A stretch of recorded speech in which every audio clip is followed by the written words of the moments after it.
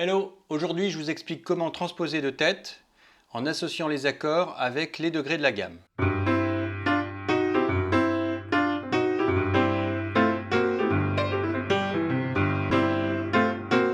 Alors, j'ai pris une grille en exemple. C'est la grille de Sunny, qui est un morceau que tout le monde connaît.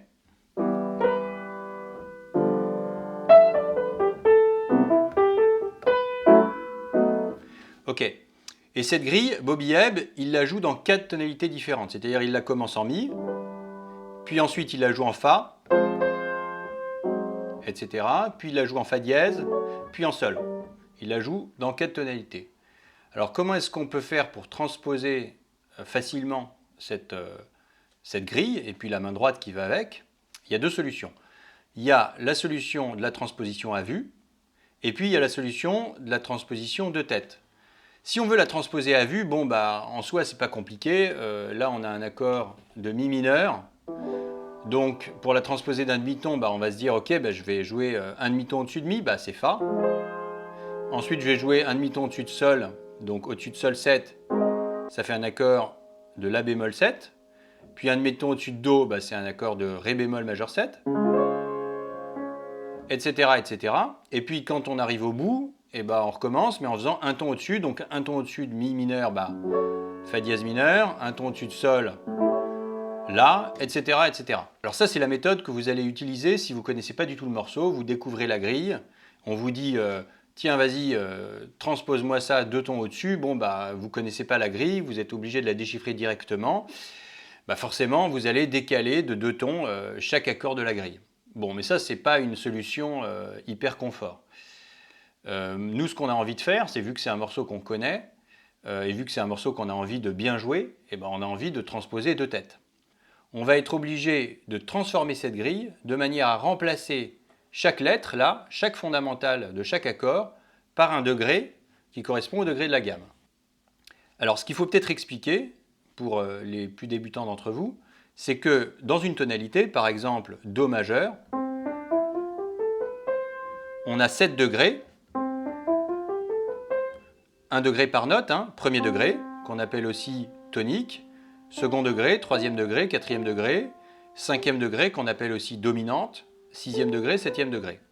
Et sur chacun de ces degrés, on peut construire un accord. Par exemple, ça c'est un accord de Do majeur 7, qui est donc un accord du premier degré en Do majeur.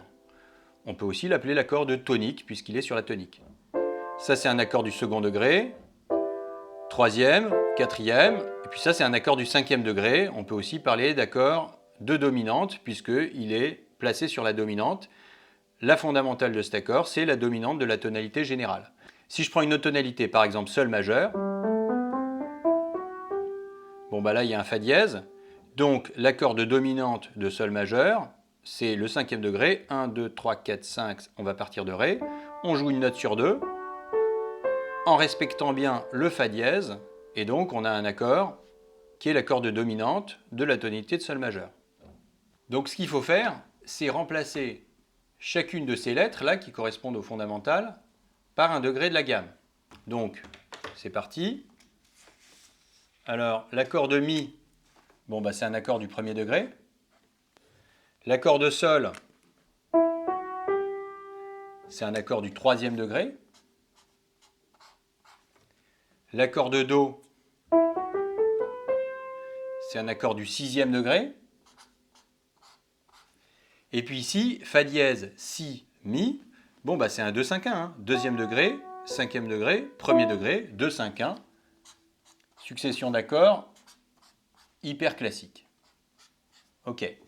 Je vais quand même rajouter les natures d'accords à côté. Donc ici on avait un mineur 7, un 7, un majeur 7, un mineur 7, un 7. Et puis les barres de mesure. Ok. Deuxième ligne, il se passe exactement la même chose.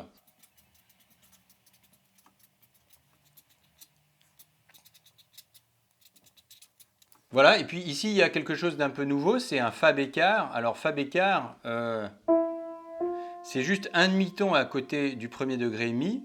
Donc c'est pas un vrai second degré, parce que c'était Fa dièse, le vrai second degré. Alors je vais l'appeler un second degré bémol. Je rajoute comme ça un petit bémol, second degré bémol, chiffré 7. Voilà. Je termine.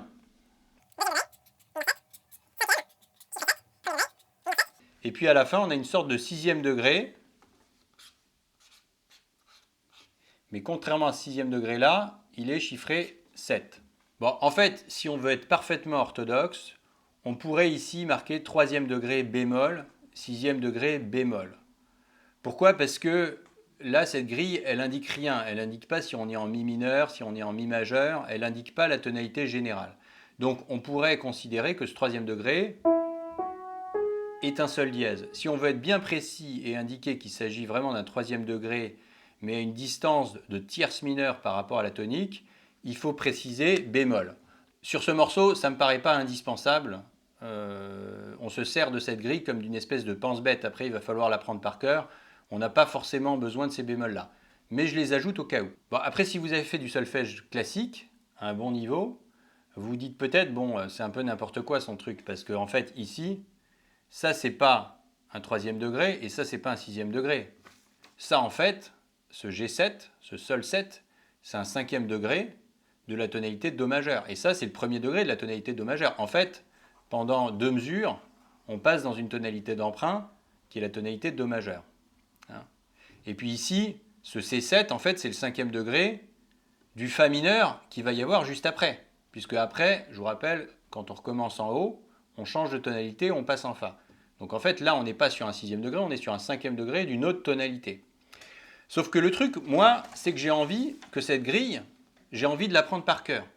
Donc j'ai envie qu'elle soit simple. J'ai pas envie de me marquer cinquième degré d'une tonalité d'emprunt qui est distante d'une sixte par rapport à la tonalité principale, parce que ça fait trop de trucs à noter. Donc je préfère tout marquer par rapport à la tonalité principale. Même si, sur le plan de l'analyse harmonique, c'est pas tout à fait vrai, moi ça me permet d'apprendre le truc. Alors voilà, donc on a la grille. Et donc on va jouer le morceau. Je vais commencer par le jouer de manière simple avec des accords fermés main gauche.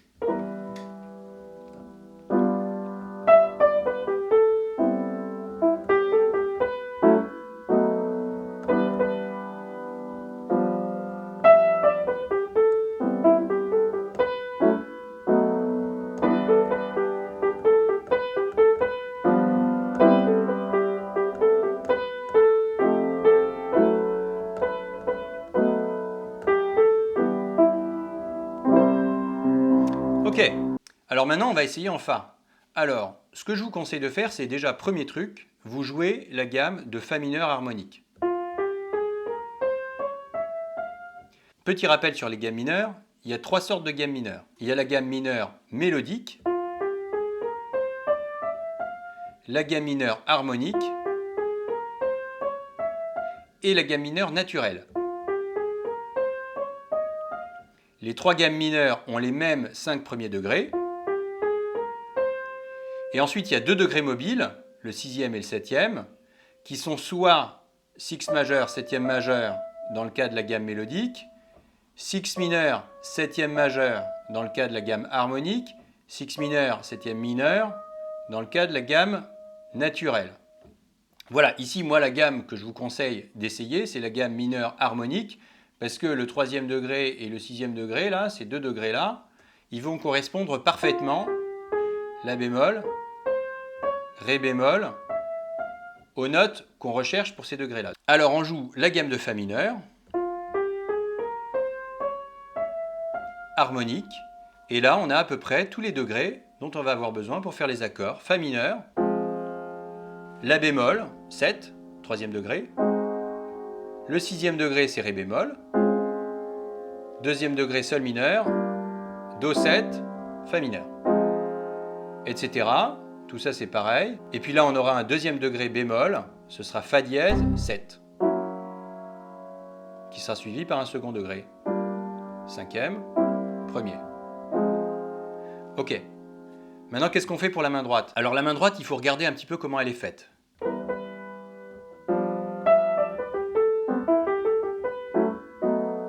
En fait, c'est très simple. Bobby Hebb, il utilise la gamme pentatonique de Mi mineur. La gamme pentatonique mineure, petit rappel, c'est la tonique, la tierce mineure, la quarte juste, la quinte juste, la septième mineure. En fait, c'est les notes de l'accord mineur 7 avec la quarte en plus. Donc en Fa mineur, ça donne ça. En Fa dièse, ça donne ça. En Sol, ça donne ça. Donc pour la main droite, c'est très simple. On prend un point de repère.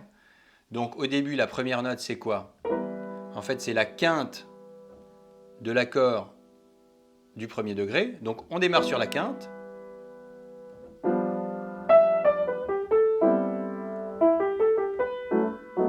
Et ensuite, on continue de manière intuitive en suivant simplement les notes de la gamme pentatonique mineure. Donc, en Fa mineur.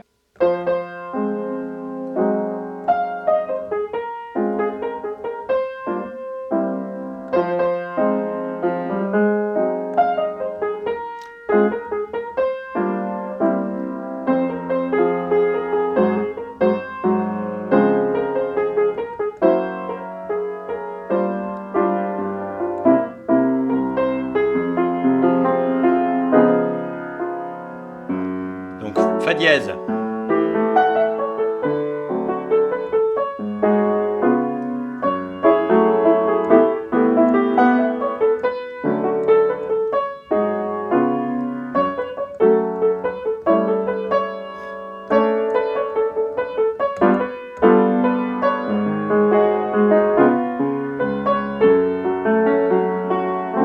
Ok, on passe en Sol.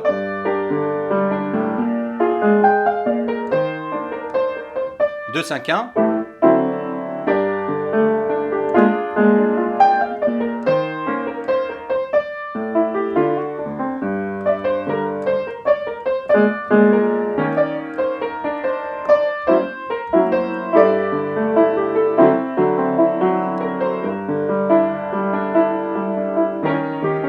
Alors bien sûr, à chaque fois que vous travaillez une nouvelle tonalité, mon conseil, c'est de commencer par rejouer la gamme mineure harmonique correspondante. Donc pour rappel, Fa mineur harmonique,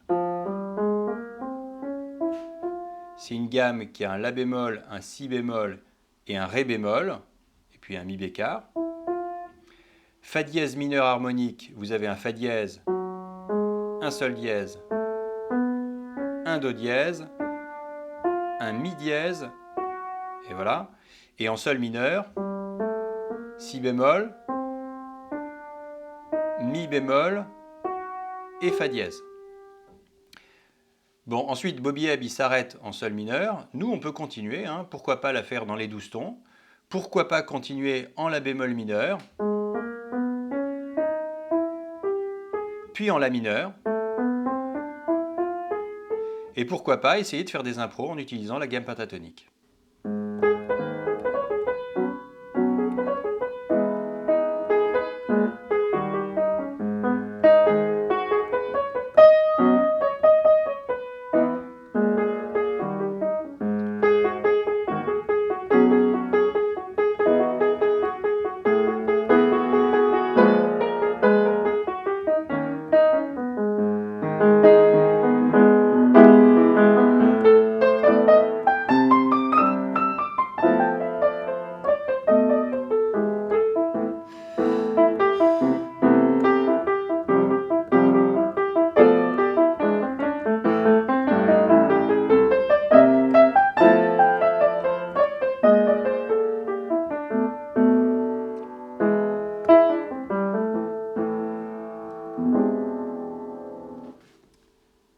Allez, bonne pratique, ciao!